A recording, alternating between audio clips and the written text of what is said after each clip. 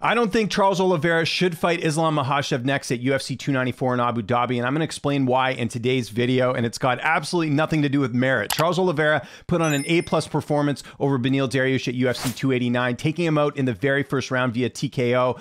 Dariush had a long winning streak heading into the fight. A lot of people felt like Dariush shouldn't have even needed to fight Charles Oliveira and should have just got the title shot. So it was one of the best wins in Charles Oliveira's career, and again, he was the former lightweight champion. He had a lot of good wins as champion, including Justin Gaethje, Michael Chandler, and Dustin Poirier. It's got nothing to do with merit. I just don't think it's ideal circumstances for Charles, and I'm going to go through some of the reasons why in today's video. But we also have to point out the fact that we know for a fact that Islam Makhachev will fight at UFC 294.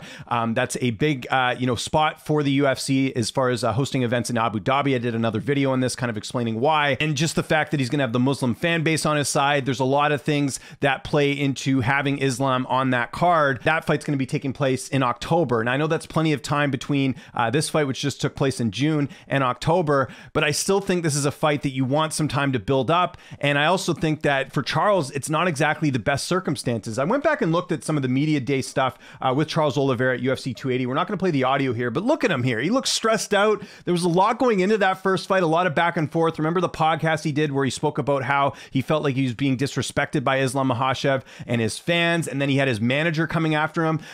Compare that to the fight last week at UFC 289. I'm looking at Charles on media day here. He's all smiles. He's relaxed. You could just tell that it was a different vibe. And that's actually one of the questions that I asked him. I was, kind of asked him, do you feel like there's been a difference, so to speak, between, Abu Dhabi and this fight? And you could definitely see it on his face. It was just a much different environment. By the way, Islam has the same manager as Beneil Dariush. I didn't hear a peep from him this fight week. It just seemed like it was just like, a regular fight week, not a lot of pressure. And I feel like if Oliveira takes that fight again in Abu Dhabi, he's going to have that same pressure. And I feel like that will play into the fight. And we know what happened in the first fight, right? Charles Oliveira had one of the worst performances of his career against Islam Makhachev. And that's not taking anything away from how great Islam Makhachev is, but we've seen Charles look better in other fights. And I just think that with a lopsided loss like that, you need a lot of time to prepare for that rematch. Even though October is a bit of a ways away, I still think Charles needs more time to figure out the puzzle that is Islam Makhachev as well. And there are other options. You've got Dustin Poirier and Justin Gaethje. Now, I know it's cutting it close here. This is in July. It's the end of July, I should say, almost August.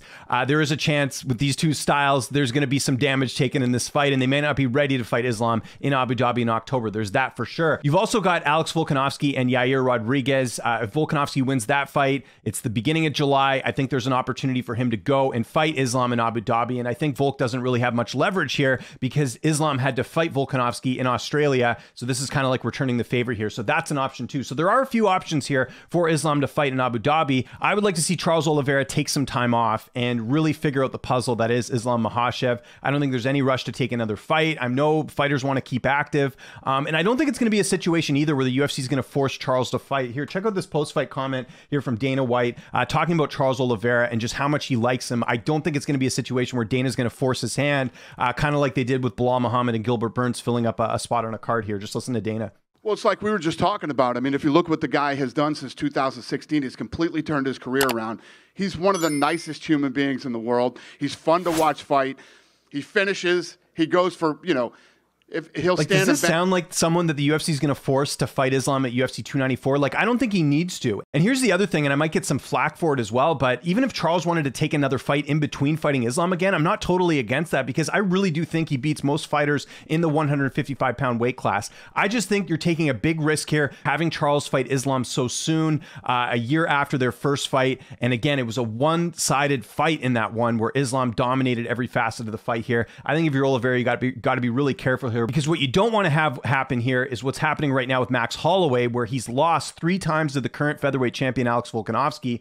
If Volkanovski beats Yair Rodriguez, Max is basically going to have to move up, and you know that Charles Oliveira doesn't have a lot of options if he loses to Islam. If he loses again, he's not going to get a third fight with him. Oliveira, I think, just seeing him at media day and everything, he's not a guy I think that can make 145 again, and he's also someone I don't think would have a lot of success at 170 either. So he'd be in this really tough spot here, and I think you got to be careful. And Oliveira's 33. It's not that old. Like, I think there's still some room here to not only give Oliveira the time to prepare for Islam adequately, but also build up the fight as well. Like, imagine if Islam goes out there and beats someone in October. you book this fight in, say, February or something like that, that gives plenty of time to build this fight up, because this could go down as one of the biggest rematches in UFC history. And I think the proper promotion for it, having it in neutral territory as well, I think would be good. This should be a fight that should take place in Las Vegas at T-Mobile Arena. That way there's no sides playing either end here. I think that's what Charles Oliveira should look at doing here. And I think that would be the best option here, just to give the fans the best fight. Because again, I think if Oliveira goes and fights in Abu Dhabi, it's going to be similar circumstances of the last fight, where there's just a lot of pressure. I think if they did it in neutral territory,